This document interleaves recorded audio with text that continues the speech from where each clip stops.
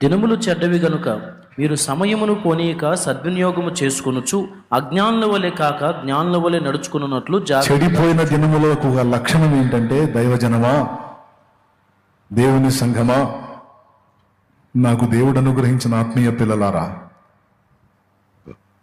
చెడిపోయిన దినాలకు ఒక సాక్ష్యం ఏంటంటే, చాలామంది టైంని పాడు చేసుకుంటారు. ఈరోజైతే అది బాగా కనపడుతుంది. చాలా మందిలో భక్తి తరిగిపోయింది. అంత సెల్ ఫోన్కి బానిసలు అయిపోయారు, రీల్స్కి బానిసలు అయిపోయారు, ఇన్స్టాగ్రామ్కి బానిసలు అయిపోయారు, అందులో వచ్చే రీల్స్కి బానిసలు అయిపోయారు, ఫేస్బుక్ బానిసలు అయిపోయారు. అందరినీ ఈరోజు నేత్రాశ అనే పాపం భయంకరంగా వెళ్తుంది. ఈ నేత్రాశ పాపంలో నెట్టే విషయంలో సైతాను బాగా సక్సెస్ అయ్యాడు.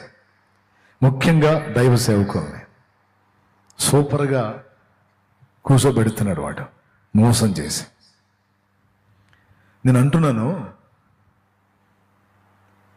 ఉరిశిక్ష పడ్డోడికి ఇంకా సేపట్లో ప్రాణం పోయిద్దండి, తీస్తారు అనుకో.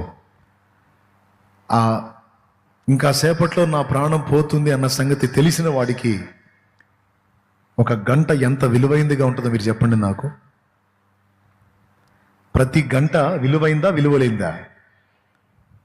ఒక రోజు వాడికి పొడిగించబడితే ఆనందం, 2 రోజులు పొడిగించబడితే, 3 రోజులు పొడిగించబడితే, రోజులు కాదు గంటలు పొడిగించబడుతున్నా వాడికి ప్రశాంతత ఉంటుంది. అలాంటిది నీకు తెలుసా, నాకు తెలుసా మన టైం ఎప్పుడైపోయిద్దో? నీ ధీమా ఏంటో నేను చెప్పనా? నేను అప్పుడే సావన్లే, నన్ను అప్పుడే పిలవడలే, ఇప్పుడు ఆడా ఇంకా చాలా ఉంది టైం అని నిన్ను నువ్వు మోసం చేసుకొని, దేవుడు నీకు ఇచ్చిన విలువైన అమూల్యమైన టైంని చెత్తవాటికి చూడటానికి అలవాటు పడిపోయావు. ప్రపంచ ప్రఖ్యాతిగాంచిన దైవజనుల్లో, ప్రపంచ ప్రఖ్యాతిగాంచినటువంటి శాస్త్రవేత్తల్లో, ప్రపంచ ప్రఖ్యాతిగాంచినటువంటి జ్ఞానవంతులైన వ్యక్తులలో ఎవరైనా వాళ్ళ చరిత్రలో చదవండి, సమయ పాలన విషయంలో వాళ్ళు ఎంత బ్యాలెన్స్గా వ్యవహరించారంటే అంత బ్యాలెన్స్గా వ్యవహరించారు. ఎక్కడ వాళ్ళు టైంని పోగొట్టుకోలా.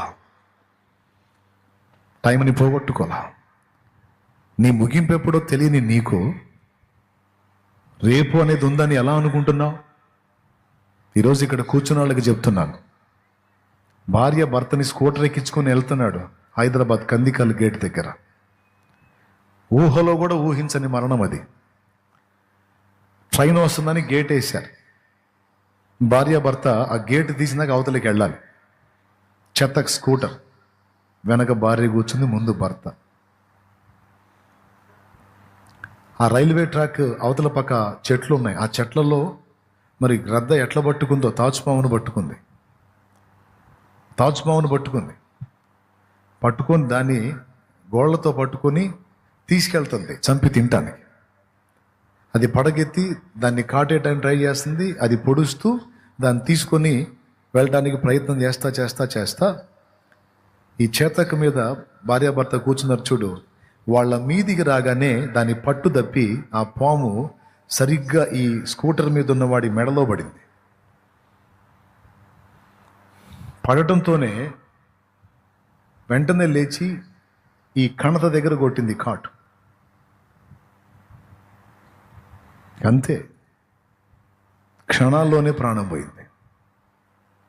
ఎవరన్నా ఊహిస్తారా అలా జరిగిద్దని? ఊహిస్తారా? తిరుపతి నుంచి నరసరావుపేటకు ప్రయాణమైంది ఒక కుటుంబం. తలలు బోడి చేసుకొని కూడా ఉన్నారు పాపం వాళ్ళు. ఆదివారం పొద్దున్నే నరసరావుపేటలో వాక్యం చెప్పడానికి వెళ్తున్నారు. చిలకలూరుపేట నుంచి కోమటినేని వారి పాలెం దగ్గరకు వచ్చేసరికి, ఎక్కడి నుంచి? తిరుపతి నుంచి వచ్చారు. నైట్ అంతా జర్నీ చేసుకుంటా తెల్లవారుజాముకి ఇంకా కరెక్ట్గా 10-12 కిలోమీటర్లు వెళితే వాళ్ళ ఊరు వెళ్ళిపోతారు. వచ్చే ట్రావెల్స్ బస్సును కొట్టింది వీళ్ళ కారు. అంతే, స్పాట్లోనే అతి దారుణంగా చనిపోయారు. వాళ్ళు ఊహించలా. వాళ్ళ పరిస్థితి ఎలా ఉందంటే, ఆ డెడ్ బాడీస్ని బయటికి తీస్తుంటే ఈ ముఖం, ఈ పుర్రె భాగం ఉంటుంది కదా, అది లోపలంతా నుగ్గు నుగ్గు అయిపోయి ఈ ముక్కు, ఈ చెక్కిళ్ళు ఇవంతా కూడా అలా తోళ్ళులాగా వ్రేలబడుతుంది. అది చూసినప్పుడు ఒళ్ళు జల్లరిచ్చింది, నాకు ఏడుపు వచ్చింది. ఇంకొక 10-12 కిలోమీటర్లు వెళ్తే వాళ్ళు ఊరు చేరతారు. కానీ ఇంత దూరం ప్రయాణం చేసి అదిగో ఊరు అనంగా ఇక్కడ అసూలు బయటం ఏమిటి? వాళ్ళు ఊహించారా? మరణానికి వయోపరిమితి లేదు. యవనస్తుడని, నిండు చోళాలని, మొన్ననే ఉద్యోగం వచ్చిందని, నిన్ననే పెళ్ళయిందని చావు జాలి పడదు. దైవజనుడని, విశ్వాసాన్ని కూడా వదిలిపెట్టదు. దేవుడు మనకిచ్చిన టైం చాలా విలువైంది. దాన్ని ఎంత ఈజీగా ఖర్చు పెడుతున్నారంటే, వజ్రాలని సముద్రంలో విసిరినట్టు విసురుతున్నారు టైంని. దేవుడు నీకు ఇచ్చే ప్రతి గంట ఒక వజ్రం, ప్రతిరోజు ఇంకా పెద్ద వజ్రం. ఆ రోజుని, ఆ గంటను ఉపయోగించుకొని నువ్వు చాలా కార్యాలు చేయొచ్చు. కానీ సెల్ ఫోన్లో నువ్వు రీల్స్ దగ్గర కూర్చుంటే గంట అంటే లెక్క లేకుండా గడిచిపోయింది. చూస్తానే 2 గంటలంటే లెక్క లేకుండా లేచిపోద్ది. అవునా కాదా? ఎంతమంది ఒప్పుకుంటారు? చేతులు ఎత్తండి. ఈరోజు చదువుకున్నోడు, చదువు లేనోడు, చిన్నోడు, పెద్దోడు, ముసలోడు కూడా తిప్పుతున్నాడు. లోకంలో ఏడాడ చెత్త అంతా వస్తుంటుంది. అందులో ఈ జీవితం అంతా దానికే దగలు పెడుతున్నాడు. తన జీవితకాలం అంతా సేవ చేసి, సువార్త ప్రకటించి, సుమారు 60 సంవత్సరాలు దాటిన ప్రాయంలో ఒక దైవజనుడు తన వారితో ఏమన్నాడో తెలుసా? ఇంకొంతకాలం నాకు ఆయుష్ ఇవ్వమని అడగండ్రా, మళ్ళొక్కసారి ఆంధ్ర రాష్ట్రం మొత్తం చుట్టి ప్రకటిస్తాను. ఆంధ్ర రాష్ట్రాన్ని మళ్ళొక్క ఊపుతాను రా అని ఆయన కోరాడట. ఆయన దేవుడు సమయం ఇవ్వలా. ఆయన ఎంత పెద్ద దైవజనుడైనా, ఎంత గుర్తింపబడిన వాడైనా, ఎంత ప్రశంసపాత్రుడైనా, దేవుడిచ్చిన సమయం వరకే. అది పౌలుకైనా, పేతురుకైనా, యోహానుకైనా, యాకోబుకైనా. అదే పేతురుకి ఇప్పుడు టైం ఇస్తే కుప్పలు తెప్పలుగా ఆత్మలు రక్షించబడవచ్చు. అదే పౌలుని ఇప్పుడు ఉంచితే కుప్పలు తెప్పలుగా సంఘాలు కట్టబడవచ్చు. కానీ పౌలు పేతురులకి ఇవ్వలా. గతించిపోయిన భక్తులకు టైం ఇస్తే, ఒక చార్లెస్ గ్రాండిన్సన్ ఫిన్నీకి ఇస్తే, ఒక డిఎల్ మూడీకి ఇస్తే, ఒక ఏసన్నకి ఇస్తే, ఒక ముంగమూరి దేవదాస్ అనే దైవజనుడికి ఇస్తే, ఒక భక్త సింగ్ అనే దైవజనుడికి ఇస్తే, ఒక సాధు సుందర్ సింగ్ అనే దైవజనుడికి ఇస్తే పరిస్థితులు వేరేగా ఉంటాయి. కానీ ప్రసంగిలో ఒక మాట ఉంది, చచ్చిన సింహం కంటే బతికున్న కుక్క మేలు కదా అంటాడు. వారు వెళ్ళిపోయారు ప్రభు పాదాల దగ్గరికి. వాళ్ళు ఎంత సమర్పణ కలిగిన భక్తులైనా వాళ్ళకి ఇచ్చిన టైం అయిపోగానే దేవుడు తీసుకుంటాడు. టైం మరొకరికి ఇస్తాడు. నా తమ్ముడు, నా చెల్లి, నీకు దేవుడిచ్చిన టైం ఎప్పుడో నువ్వు రాసుకున్నావా? నువ్వు ఫిక్స్ అయ్యావా? నువ్వేమన్నా కలలుగంటున్నావా? గ్యారంటీ కార్డులు ఏమన్నా తెచ్చుకున్నావా? ఎవరికంటే గొప్పోడి, ఎవరికంటే మునగాడివి? దేవుడు నీకు ఇచ్చిన విలువైన టైంని సద్వినియోగం చేసుకుంటే పనికొస్తావు, దేవుని పని చేస్తావు, 4 జీవితాలని కడతావు, 4గురిని వెలిగిస్తావు, 10 మందికి ఆధారం అవుతావు, 10 మందిని పరలోకం చేరుస్తావు. నువ్వు దానికి ప్రిపేర్ కాకుండా నీ టైంనంతా నాశనం చేసుకొని, లైఫ్నంతా పాడు చేసుకొని, చివరికి చావు దగ్గరికి వచ్చి ఆ కిడ్నీలో లివరో చెడిపోయి, ఆ గుండె ఏదో సమస్య వచ్చి ఆ బెడ్ మీద ఉండి అప్పుడు అంటాడు, ప్రభువా నాకు అవకాశం ఇవ్వు, ప్రభువా నాకు ఒక్క ఛాన్స్ ఇవ్వు, నన్ను బ్రతికించు, నీకోసం సేవ చేస్తానయ్యా అంటాడు. ఎప్పుడు? పడక సీన్లో. అప్పుడు దేవుడు ఏమంటాడో తెలుసా? పిచ్చోడా, చాలా టైం ఇచ్చా, చూసా బాయ్, వింటున్నావా? చాలా సంవత్సరాలు చూసారా నిన్ను బాబు, ఇంకేంది టైము? ఇచ్చిన టైం అంతా చెత్తగా తగలబోసావు. ఎన్నోసార్లు నిన్ను హెచ్చరించా, పనికిమాలిన వ్యాపకాలు పెట్టుకొని నీ మైండ్ అంతా దాన్ని కనెక్ట్ చేసుకొని నీ టైం అంతా నాశనం చేసుకొని నన్ను ఇప్పుడు టైం అడుగుతున్నా, బుద్ధుందా నీకు? ఇంకొచ్చాయి పొడిసిన పోటు చాలు కానీ అంటాడు అబ్రామ్. నువ్వేదో బెడ్ మీద ఉండి కనికరం కోరావని ఇవ్వడో, ఇచ్చిన టైంని వినియోగించుకున్నవాడు తెలివైనవాడు. దేవుడు నాకు ఇచ్చిన కృపలో, నాకు ఇచ్చిన ఛాన్స్లో దేన్ని మిస్ చేసుకోకుండా నా టైంని బ్యాలెన్స్ చేసుకోవడానికి నేను ఇష్టపడుతున్నా. అది నాకు చాలా ప్లస్ అయింది. మీరు నమ్మండి నమ్మకపోండి, కొంతమందిని మారు మనసు పొందమని పిలుస్తాడు. ఈ మారు మనసు పొందమని పిలుస్తాడు. బాప్తిస్మం ముందురా నాయనా నిన్ను పరలోక రాజ్యం చేర్చుకుంటానని పిలుస్తాడు. రారు.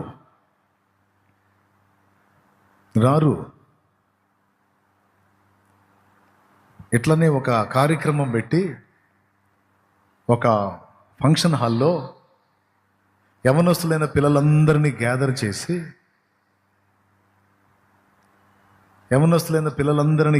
చేసి వాళ్ళందరికీ సువార్త చెప్పి వాళ్ళందరికీ నరకాన్ని గురించి, పరలోకాన్ని గురించి, ఆత్మరక్షణ విలువ గురించి, యేసయ్య త్యాగాన్ని గురించి వివరించి వాళ్ళకి ముగింపులో కార్డ్స్ ఇచ్చారంట. మీరు విన్నదాన్ని బట్టి మీ తీర్మానం రాయండి అని. మీరు విన్నదాన్ని బట్టి మీ తీర్మానం ఏంటో రాయండి అంటే అందరూ వాళ్ళ తీర్మానాలు రాశారు.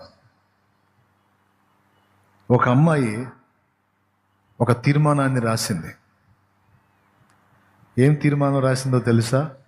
ఇవన్నీ విన్న తర్వాత యేసే నిజమైన దేవుడని నాకు అర్థమైంది, నా పాపముల కొరకు ఆయన ప్రాణం పెట్టాడని నాకు అర్థమైంది, నేను ఆయన ఇచ్చిన రక్షణను నిర్లక్ష్యం చేస్తే నరకం తప్పించుకోలేనని నాకు అర్థమైంది, నన్ను పరలోకం చేర్చడానికి యేసు ప్రభు అంత రిస్క్ చేశాడని నాకు అర్థమైంది, ఇది ఇంకా ఎవరు చెయ్యలేదు అని కూడా నాకు అర్థమైంది. కానీ నేను బాప్తిస్మం అంటే మారు మనసు బాప్తిస్మం అనేది ఇప్పట్లో చెయ్యలేను. నేను ఇంకా కొన్ని కోరికలు కలిగి ఉన్నాను, అవి తీర్చుకున్న తరువాత అప్పుడు నేను బాప్తిస్మం పొందుతాను అని రాసింది. ఆశ్చర్యం చెప్పనా, అదే రోజు నైట్ ఆ అమ్మాయి చనిపోయింది. ఊహించని రీతిలో.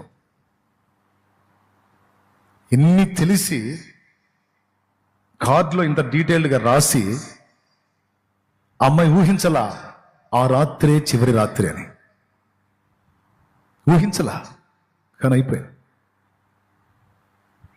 అంటే ఆ అమ్మాయి ఏం ఫిక్స్ అయిందంటే, ఇంకా నాకు చాలా భవిష్యత్తు ఉంది, నాది చాలా పెద్ద జీవితం, నాది చాలా చిన్న వయసు, ఇంకా నేను చాలా కాలం బ్రతుకుతాను, నేను ఇప్పుడే చావను, కాబట్టి ఇవన్నీ నాకు తెలిసిన ఇప్పుడే నేను పొందను. నాకు తెలిసిన దైవజనుడు శామ్యూయల్ దేవవరం అనే దైవజనుడు, ఆయన కూడా ఆ వైద్య సంబంధమైనటువంటి దానిలో పనిచేసినటువంటి వాడు. ఆయన ఒక నక్సలైట్గా తన జీవితాన్ని జరిగించి అక్కడ అరణ్యంలో ప్రభు చేత దర్శించబడి ప్రభులోకి వచ్చాడు. పసికందుగా ఉన్నప్పుడు, ఇంచుమించు 12 ఏళ్ల వయసులో ఉన్నప్పుడు సముద్రంలో మునిగి చనిపోతే తల్లిదండ్రి ఆయన కోసం ప్రార్థించినప్పుడు ఆయన బ్రతికాడు. చచ్చిపోయినోడు బ్రతికాడు. అలా బ్రతికిన తర్వాత పెరిగి పెద్దవాడై చదివి ప్రయోజకుడు అవుతాడు అనుకుంటే కొంతమంది ఈ నక్సల్స్ ఉద్యమంలోనికి ఆయన ఆకర్షించారు. అందులోకి చేరి ఒక నక్సలైట్గా మారి కొంతమంది ప్రాణాలు తీయటానికి కూడా అతను వాడబడ్డాడు. ఫోటోలో చూశారు మీరు, శామ్యూయల్ దేవవరం అనే దైవజనుడు. ఆయన తరువాత అరణ్యంలో ప్రభువుని కలుసుకున్నాడు.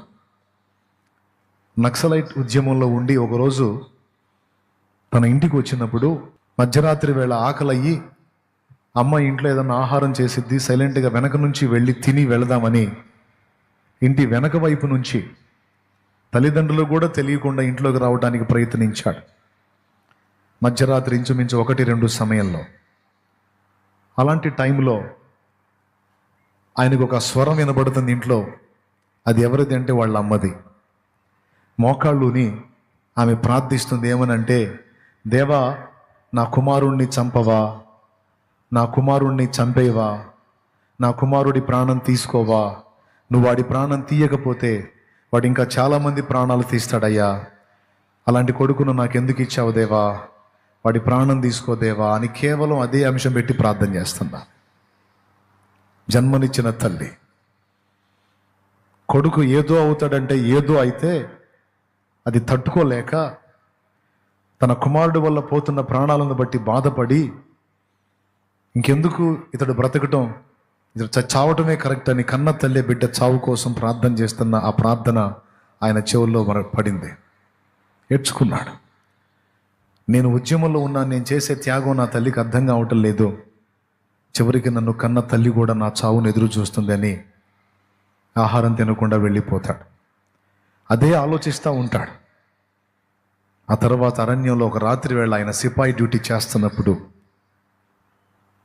ఒక స్వరం ఆయనతో మాట్లాడటం ఆయన స్పష్టంగా విని యేసు ప్రభు గురించి ఆలోచించి ఆయన మారు మనసు పొందుతాడు.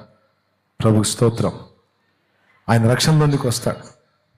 రక్షణలోనికి వచ్చిన తర్వాత దైవ సేవ కొరకు ఆయన పిలువబడతాడు.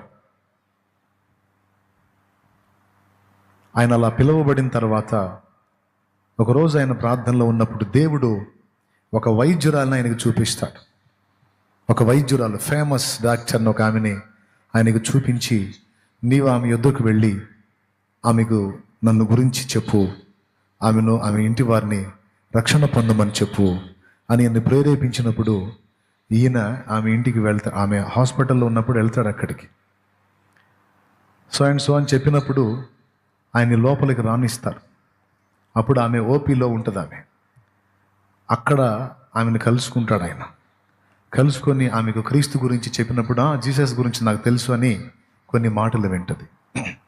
ఆయనే పంపాడమ్మా నన్ను ప్రేరేపించి, నీ పేరు నాకు ఇచ్చి మరి నాకు పంపాడు, దయచేసి మారు మనసు పొంది నువ్వు నీ ఫ్యామిలీ త్వరగా బాప్తిస్మం పొందండి, త్వరగా రక్షింపబడండి, త్వరగా సిద్ధపడండి అని ఆమెతో మాట్లాడితే ఆమె ఈ రక్షణ బాప్తిస్మం, ప్రభువుకి జీవితం అప్పగించటం అనే మాట వచ్చేసరికి ఆమె చిరాకు పడింది. నేను ఇప్పుడు ఓపీలో ఉన్నాను, మీరు ఈ మ్యాటర్ అంతా చెప్పేదానికి ఇది సమయం కాదు, బయట పేషెంట్స్ ఉన్నారు, దయచేసి నా టైంను అర్థం చేసుకోండి, మీరు చెప్పేయన్నీ విని మీరు చెప్పినట్టు చేయటానికి నాకు టైం లేదు, నన్ను అర్థం చేసుకోండి ప్లీజ్ అంది. ఏం లేదండి, ఏం టైం లేదు, విన్న బోధ ఇది నాది కాదుయని నిర్లక్ష్యముగా వెడలెదవా నీవు, మారు మనసు పొందవా, రేపు ఎనడి రోజున నిన్ను, రేపు ఎనడి రోజున నిన్ను మరణము సంధించగా, మోక్ష మార్గము ఇక లేదుగా, మరణము సంధించగా, మోక్ష మార్గము ఇక లేదుగా, ప్రియుడా పాపిగానే జీవింతువా, పాపమునందే మరణింతువా, ప్రియుడా పాపిగానే జీవింతువా. స్తోత్రం. పాస్టర్లు చిల్లర కోసం వచ్చి ఇలాంటి మాటలు ఎన్నో చెప్తా ఉంటారు. ఈ చిల్లర మాటలు మనకి ఎందుకు అనుకుందో ఏమో పిచ్చి తల్లి. చిల్లర కోసం వచ్చేవాడైతే నీకంటే బాగానే సంపాదిస్తాడు. బ్రతకడానికి వస్తే బ్రతకడానికి బోల్డన్ని పనులు లోకంలో చాలా ఉన్నాయి. కానీ దైవ సేవ వచ్చేవాడు బ్రతకడానికి కాదు, అన్నికుల్ని బ్రతికించడానికి వస్తాడు సేవకి. ఇది అర్థం చేసుకోలేని మూర్ఖ జనం ఉన్నారు. వాళ్ళు అలా అనుకుంటారు. ఏమి కూడా అనుకుందేమో, ఆయన ఆ మాట చెప్పి బ్రతిమలాడాడు, అమ్మా దేవుడు ప్రేరేపిస్తే, దేవుడు చెప్తే నేను వచ్చాను. ఆయన మాటలు చాలా వినయంగా ఉంటాయి, చాలా కన్నీటితో ఉంటాయి, చాలా భారంతో ఉంటాయి. ఏడుస్తానే ఆయన వాక్యం మాట్లాడతారు కన్నీళ్లతోనే. అలాంటి దైవజనుడు ఆయన. ఆయన్ని పంపించాడు దేవుడు, వెళ్ళి చెప్పున్నానా విల్లా, నాకు టైం లేదు సార్ ప్లీజ్ అంది. టైం లేకపోతే నేను చేసేది ఏముందిలేమని వచ్చేసాడు. ఓ రోజు ఇది జరిగిన తర్వాత ఈ హాస్పిటల్లో సర్జరీ చేయించుకోవడానికి వచ్చారు. పల్లెటూరు నుంచి ఒక అమ్మాయిని తెచ్చారు, సర్జరీ సక్సెస్ అయింది.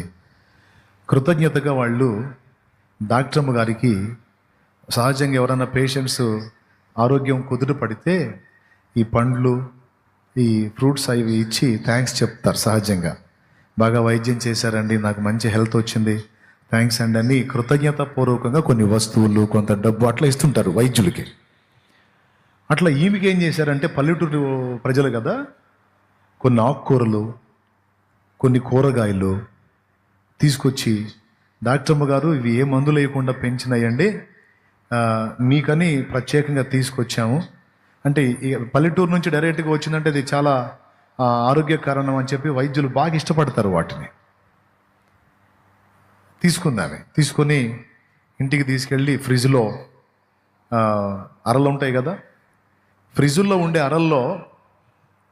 అరలు ప్యాక్ అయి ఉంటాయా, జాలీలాగా ఉంటాయా, గ్రిల్ లాగా ఉంటుందా, ప్యాక్ ఉంటుందా, లేకపోతే నాకేంది ఆడవాళ్ళకి తెలుసు, ఫ్రిడ్జ్లో వాడేది వాళ్ళేక ఎక్కువ. ఎలా ఉంటుందండి, అరలు ఉంటుంది, ఖాళీలు ఉంటాయి మధ్యలో, చిన్న రాడ్స్ ఇస్తాడు అంతే, ఎందుకంటే ఆ కూలింగ్ అంతా అన్నిటికీ తగలాలని. ఓకేనా?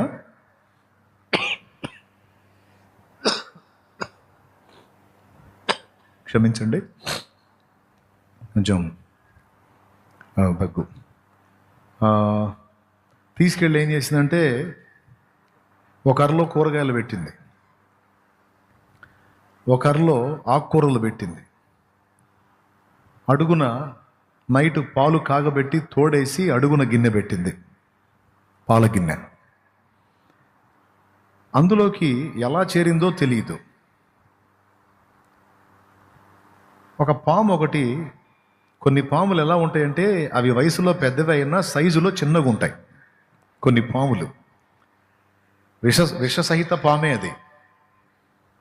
అది ఆకుకూరల్లో చేరింది. వాళ్ళు ఆ కట్ట తీసుకొచ్చి ఆమెకి ఇచ్చారు, ఆమె నేరుగా తీసుకొచ్చి ఫ్రిడ్జ్లో పెట్టింది. ఈ మనుషుల చేతులు మారుతున్నప్పుడు అది బయటికి రావతి కాక అందులోనే కూర్చుంది. చాలామంది కట్టెల మోపుల్లో కూర్చుంటాయి పాములు, మనుషులు దాన్ని కదిలించినందరికి అవి భయపడి లోపలే ఉంటాయి, అవి దించినప్పుడు చిన్నగా వెళ్ళిపోతాయి బయటికి. పౌలు పొల్లలు ఏరినప్పుడు కూడా అందులోంచి పాము వచ్చి ఆయన చేయిని పట్టడం మనకు తెలుసు. ఈ ఆకుకూరలో చేరింది ఆ పాము. ఆ ఫ్రిడ్జ్ డోర్ క్లోజ్ చేసింది, నైట్ పండుకొని నిద్రపోయారు. ఈ చలి దెబ్బకి అది లోపల ఆకుల్లో ఉండలేక బయటకు వచ్చి అటు ఇటు తిరుగుతా నేరుగా ఆ పాల గిన్నెలో పడింది. పడి చచ్చింది. దానిలో ఉన్న విషమంతా పెరుగులోకి వచ్చింది.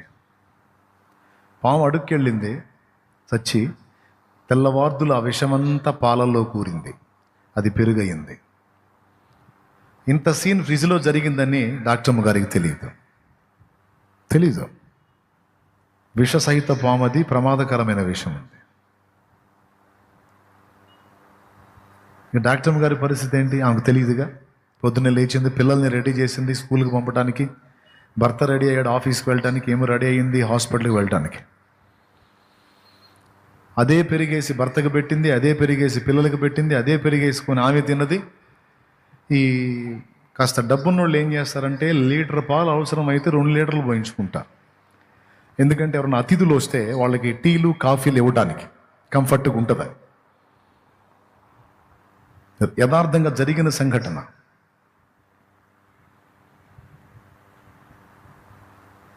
వెళ్ళిపోయారు, ఎవరి ప్లేస్కి వాళ్ళు వెళ్ళిపోయారు. అదే వేసుకొని తిని, ఆ పైదంతా వేసుకొని తిన్నారు. సగం పెరుగు అంతే ఉంది, ఆ పెరుగు అడుగున పాము ఉంది. ఇక పని మనిషి వచ్చింది. పని మనిషి వచ్చి కూడా వెంటనే చూసిందా, ఆమె ఊడ్చుళ్ళు, ఆ, కడుగుళ్ళు, తుడుచుళ్ళు అయిపోయినాక తోముళ్ళ దగ్గరికి వచ్చింది. ఆమె తోముడి దగ్గరికి వెళ్ళేటప్పటికి చాలా టైం అయిపోయింది. అప్పుడు పాత్రల్లో నైట్ ఉన్న పదార్థాలు ఇంకొక వాటిలోకి మార్చి రాత్రి వాడిన పాత్రలు కడగటం సహజంగా స్త్రీలు చేస్తారు. అలా మిగిలిపోయిన వాటిని వేరే వాటికి వాడతారు. అప్పుడు ఈ అమ్మాయి ఆ పెరుగుని ఇంకో దానిలోకి మారుస్తున్నప్పుడు ఆ గంటతో తిప్పినప్పుడు పాము బయటకు వచ్చింది. అంటే బతికిలేదు, సచ్చి.